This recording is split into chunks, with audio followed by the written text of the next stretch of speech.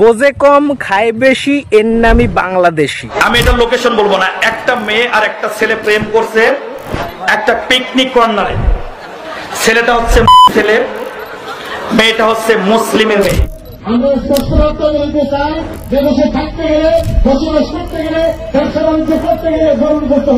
মুন্সিগঞ্জ সদর উপজেলার রমজানবেগ গ্রামে সনাতন ধর্ম ত্যাগ করে ইসলাম গ্রহণ করে বিয়ের 2 মাস না যেতেই স্বামীর হাতে প্রাণ গেছে গৃহবধূ জিয়াসমিন। কলমাস বাংলাদেশের এক ভাই আমারে কমেন্ট করেছে যে আমরা নাকি গরুর মুত খাই। बाबू को समझाया था सारे अब्दुल एक जैसे होते हैं, बाबू नहीं मान। হ্যালো বন্ধুরা, আবারও চলে এসেছি আপনাদের সামনে বাংলাদেশের নতুন একটি ভিডিও। যে ভিডিও শুরুর পূর্বে আপনারা যে সমস্ত ভিডিও ক্লিপগুলো দেখলেন, মোটামুটি সেই সমস্ত ভিডিও ক্লিপ বাংলাদেশের পটাশিয়াম আর বাংলাদেশের হুজুর বা মাদ্রাসা ছাপ মানুষদের নিয়ে আজকের এই ভিডিওটিতে ট্রোল করব। আর বর্তমান সময়ে সেই সমস্ত দেশের মানুষগুলো কি বলছে সেটা আপনারা দেখবেন। চলুন, ভিডিওটি অনেক মজাদার আর ইন্টারেস্টিং হতে চলেছে, তাই ভিডিওটিকে শেষ পর্যন্ত দেখবেন। এর সাথে সাথে আপনাদের কাছে ছোট্ট রিকোয়েস্ট যে প্লিজ ভিডিওটিকে একটা লাইক করবেন আর চ্যানেলটিতে নতুন হলে সাবস্ক্রাইব। আমার দেশটা গাজা হয়ে যাক, হামাস যে কাজটা করছে ধরলাম তাদের অধিকার আছে। আমি শুধু একটা সহজ গণিত ম্যাথে যাইতে চাই। আমাদের আশেপাশে এমন কোন দেশ আছে যে দেশের সাথে আমরা এই মুহূর্তে যুদ্ধে গেলে, এই মুহূর্তে শুধু মানে দেশ থেকে দেশ আমরা যুদ্ধে গেলে জিততে পারবো? এটা একটা সুন্দর প্রশ্ন, আপনার আসলে খুব টেকনিক্যাল প্রশ্ন। আমরা কোনোদিন যুদ্ধ করিনি তো, ৭১-এর পরে আমরা তো যুদ্ধ করিনি। ধরলাম আমরা পাকিস্তান বাদ দিলাম, পাকিস্তান পরাজিত শক্তি, ৭১-এ পরাজিত হয়েছে। মিয়ানমার আমাদের কাছাকাছি, মানে শক্তি সমর দিকে একটু আগে বা পিছিয়ে, তাই না? তাদের সাথেও যদি আমরা যুদ্ধে আমরা কি জিতবো? কি যে বলেন আসাদ নূর ভাই, আপনি তো নিজেও জানেন না বাংলাদেশের কাছে প্রথমে আছে ইমানি শক্তি, বাংলাদেশের কাছে আল্লাহর শক্তি। এরা চাইলে বা বাংলাদেশিরা চাইলে গোটা বিশ্বকে জয় করার মতন ক্ষমতা রাখে। আর বাংলাদেশিদের কাছে আছে বিশ্ব সেরা অস্ত্র, যে অস্ত্রের সামনে বিশ্বের সমস্ত মুসলিম দেশ বাদে বাকি যে সমস্ত দেশগুলো আছে তাদেরকে অনায়াসে পরাজিত করতে পারবে আমেরিকার মতন দেশকে। শুধুমাত্র ওরা ইসরায়েল আর গাজার কাছে গিয়ে পরাজিত হয়ে যায়। চলুন তবুও দেখেনি বাংলাদেশিরা আদৌ কতটা কি করলে জিততে পারবে, বা কোন প্রতিবেশীর সাথে যুদ্ধ হলে তারা এই মুহূর্তে জেতার মতো ক্ষমতা রাখে। না কিভাবে জিতবো না। এখন শ্রীলঙ্কার সাথে যুদ্ধে গেলে, শ্রীলঙ্কার সাথে আমাদের ল্যান্ড বর্ডার নাই, যদিও তারপরেও মানে আমরা তাহলে এইখানে যদি যুদ্ধ বাঁধে, আমাদের পাশে কোন কোন দেশগুলো আছে? আমাদের পাশে আছে ভারত, আমাদের পাশে আছে চীন, এবং আমাদের সাথে মিয়ানমার। বললাম মিয়ানমারের সাথেই পারবো না, ভারত চীন তো দূরের কথা। তাহলে এখানে যুদ্ধ হলে কি হবে? আমার উপত্যকা গাজা হবে, কোনো সন্দেহ নাই। চীন, ভারত, মিয়ানমার যার সাথে যুদ্ধ হোক, আমাদের এটা তামা করে ফেলবে। এই সবুজ আর সবুজ থাকবে না, ধূসর হয়ে যাবে।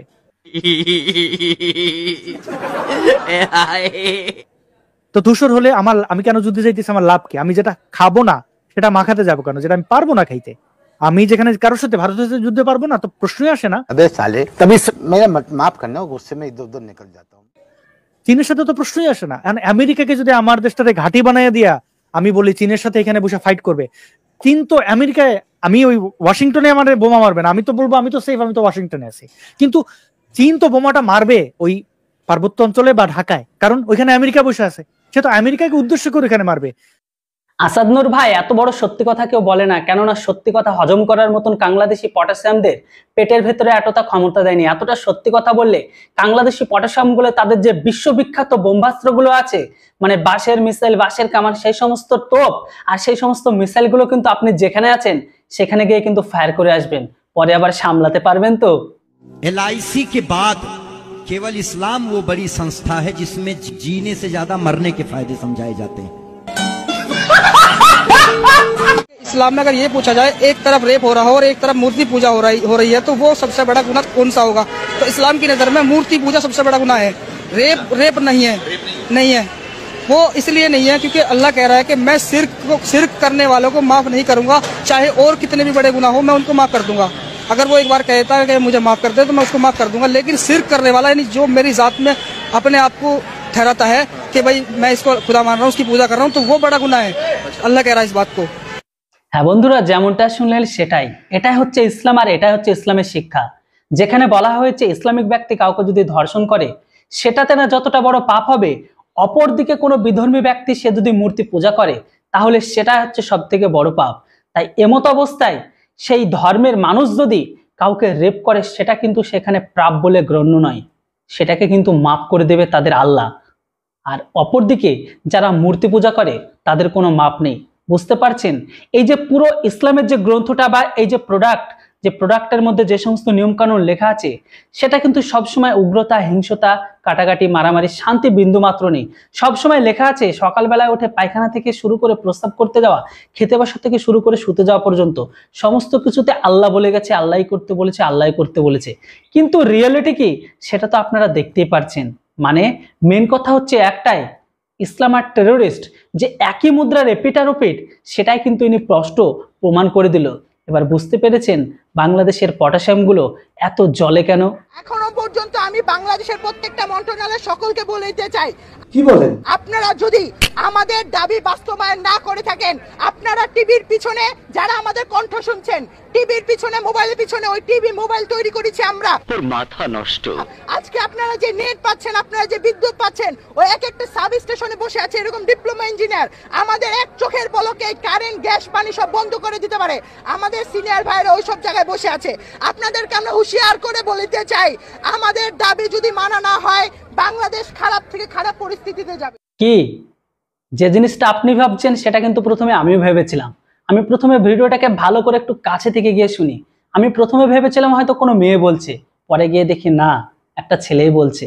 যাই হোক, প্রথমে যে সমস্ত কথাগুলো শুনলেন, লাস্ট পর্যন্ত যে কথাটা শুনলেন, কি বুঝলেন? ইনারা নাকি টিভি আবিষ্কার করেছে, ইনারা নাকি টেলিফোন আবিষ্কার করেছে। ইভেন সেই দেশের ঘরের ভেতরে প্রত্যেকটা কোনায় কোনায় তারা ছড়িয়ে রয়েছে। এমনকি তাদের দাবি যদি না মানা হয় সেটাকে পর্যন্ত অচল করে দিবে। এখানেই থেমে থাকেনি, উনি এটা পর্যন্ত বলে দিয়েছেন যে আজকের দিনে বাংলাদেশের অবস্থা এর থেকেও খারাপ হবে। আমি তো বুঝে পাচ্ছি না বাংলাদেশের অবস্থা ভালো ছিলই বা কবে। গত কয়েক মাস ধরে যে অবস্থা তৈরি হয়েছে, এখানে কি মনে হচ্ছে বাংলাদেশের অবস্থা এতটা ভালো? কেননা বাংলাদেশিদের অবস্থা তো অলরেডি মায়ের ভোগে চলে গেছে। কে জানে বাকিটা এরা কোন জায়গায় নিয়ে যেতে চায়। তবে জানি না, অলরেডি দেশ 3 বার স্বাধীন হয়ে গেছে। দেখতে ইচ্ছা করছে দেশটা চতুর্থবার কবে স্বাধীনতা জয়লাভ করে। বন্ধুরা, আপনাদের কি মতামত অবশ্যই কিন্তু লিখে জানাবেন। बाबू को समझाया था सारे अब्दुल एक जैसे होते हैं, बाबू नहीं मानी और एक आंख फुड़वा ली। निकाह के मात्र 2 महीने के अंदर अब्दुल ने बाबू को कूट कूट कर कुकुरमुत्ता बना दिया। इनके साथ यही होना चाहिए। जब समझा रहे हैं नहीं समझ में आ रहा है तो क्या हो, आप लोग भी कमेंट में जरा 2 शब्द बोल कर जाइएगा।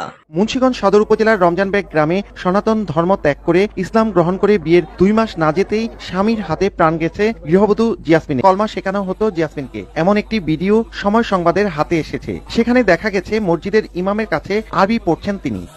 বিভিন্ন জায়গায় আঘাতের চিহ্ন আছে মিলতার, এটুকু আমরা দেখলাম। আর বাদ বাকি যে আইনি প্রক্রিয়া সেটা তদন্তের স্বার্থে আমরা কিছু বলতে পারতেছি না। 25 বছর বয়সী জিয়াসমিনের ধর্ম পরিবর্তনের আগের নাম ছিল বন্যা রানী বিশ্বাস। তিনি কিশোরগঞ্জের ভৈরবের দায়রাকান্দির সন্তোষ চন্দ্র বিশ্বাসের কন্যা বলে জানায় পুলিশ। কি শুনে অবাক লাগছে? অবাক হবার কিচ্ছু নেই। শুরুর পূর্বে সবার আব্দুল ভালোই থাকে, খারাপ তো বিয়ের পরে হয়।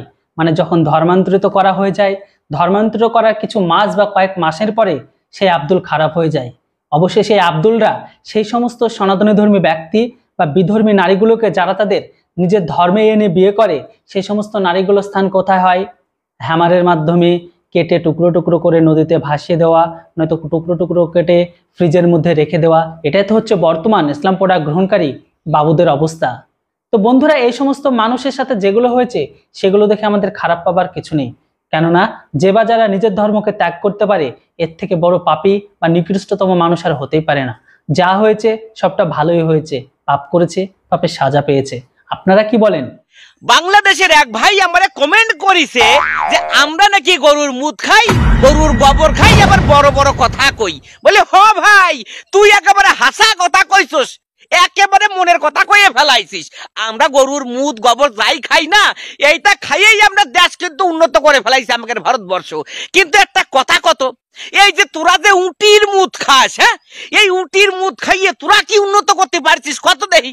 আমি তো দেখি যে তোরা উটির মুত খাইয়ে ওই কার গরু চুরি, কার ছাগল চুরি, কার গম চুরি, কার ভুট্টো চুরি, এই বুদ্ধি তোকে রয়। হ্যাঁ রে, তোরা উটির মুত খাইয়ে এই চুরি চামারি বুদ্ধি করিস, হ্যাঁ? লজ্জা করে না? ঠুক।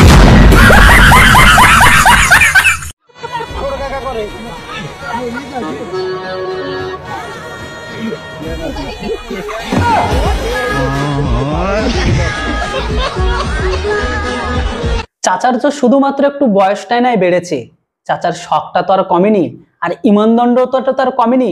কি হয়েছে, এই বয়সে তো ইচ্ছা করে। আমি এটা লোকেশন বলবো না, একটা মেয়ে আর একটা ছেলে প্রেম করছে একটা পিকনিক কর্নারে। ছেলেটা হচ্ছে ছেলে, মেয়েটা হচ্ছে মুসলিমের মেয়ে।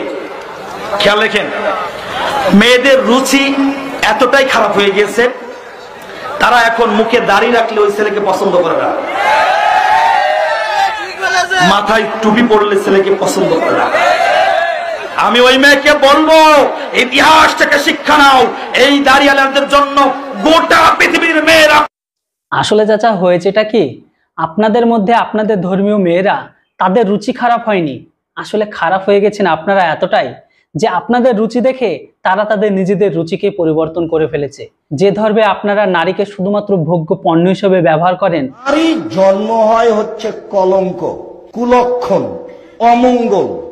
নারীর কোনো আত্মা নেই, নারীর জন্ম হয়েছে সেবার জন্য। যে ধর্মে একজন পুরুষের একটা স্ত্রী থাকার পরে আরো অন্য স্ত্রীর সঙ্গে সঙ্গম করতে পারেন, সেখানে আপনারা নারীরা বুঝে গেছে যে আপনাদের ধর্মে শুধুমাত্র ভোগ্য পণ্য হিসেবে নারীদেরকে দেখা হয়, আদারওয়াইজ কিছু নাই। সেজন্য নারীদের বুদ্ধি আস্তে আস্তে সমস্ত কিছু বৃদ্ধি পাচ্ছে।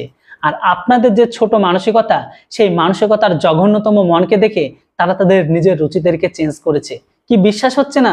ভিডিও ক্লিপটি দেখে নিন। এটা কয়টার সাথে করেছে? আমার 2-1টা ছাত্রীর সাথে আমার সম্পর্ক তৈরি হয়েছিল। কিভাবে তৈরি হয়েছে?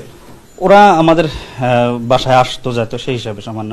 আপনার তো এটা আবাসিক মাদ্রাসা, সেখানে বাচ্চা মেয়েরা তো ওইখানে লেখাপড়া করে, তাদেরকে সাথে আপনি অনৈতিক সম্পর্ক করতে আপনার কি দ্বিধা লাগতো? না, আসলে ওরকম মানে আমি কাউকে কারোর উপরে জোর করা হয়েছে এরকম না। তাহলে বিষয়টা হলো শয়তানের ধোঁকায় এটা কিছুটা হয়ে গেছিলাম। जिस राह पे तुम चल रहे हो बेटा, एक दिन पूरी तरह फंसोगे। কত ইনকাম কত দৈনিক?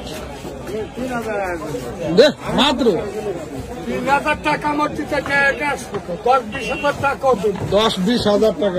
হ্যালো গাইস, আমরা এখন আছি টায়ারের বাজারে। আমরা লাইলার দোকান দিছি, সবাই বেশি বেশি লাইক কমেন্ট শেয়ার করুন। মালিককে দিয়ে দুবেলা হ্যান্ডেল মারাচ্ছিস, তো নরকে উত্থান হবে না কালীপদ।